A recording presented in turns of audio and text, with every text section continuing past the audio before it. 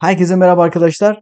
Bildiğiniz gibi İngilizce hikaye kitapları uygulamam birkaç hafta önce yayınlanmıştı. Çok büyük ilgi gördü ve şu anda 200 kullanıcıyı geçmiş durumdayız. Sizler de bir an önce uygulamayı edinmediyseniz edinin. Edindiyseniz de mutlaka güncelleyin. Bugün itibariyle yeni versiyonu yayınladım arkadaşlar. Çok müthiş özellikler ekledim. Mutlaka güncelleyin. Tabii ki yeni kitaplar var. Ona yakın belki daha fazla sayıda yeni kitap ekledim. Her seviyede kitap eklemiş durumdayım arkadaşlar.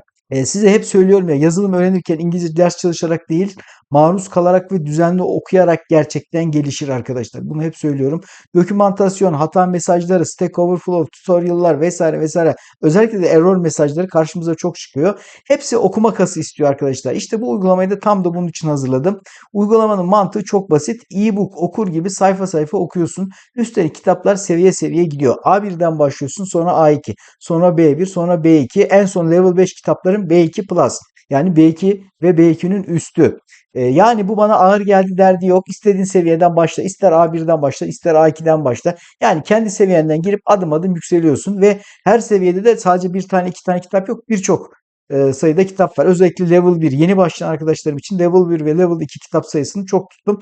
Eğer bana istediğiniz bir seviye varsa onu da bu videonun açıklama kısmına yazın. Hocam işte Level 3 kitaplar istiyorum, Level 4 istiyorum ya da neyse işte hangi level, hangi A1, A2 onları istiyorsanız onları da yazın. Her hafta yeni kitaplar eklemeye çalışacağım.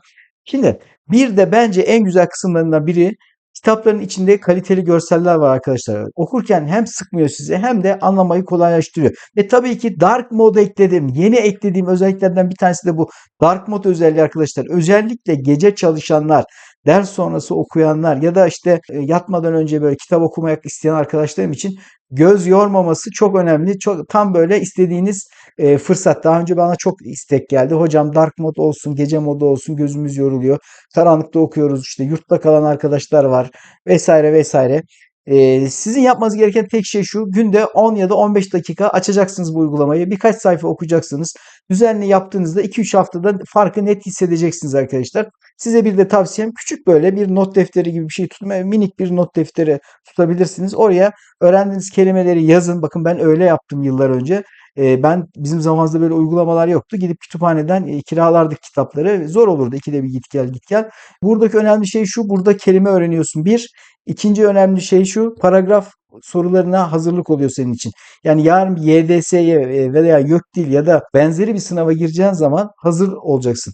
Yani paragraf sorularını çok rahat çözebiliyorsun ki ben böyle yapıyorum arkadaşlar. Hemen uygulamayı indir, dene. Sonra yorumlara hangi level'dasın yaz. Ben de ona göre yeni kitapları ve seviyeleri daha hızlı ekleyeyim. İngilizceyi de kod gibi pratikte geliştirelim.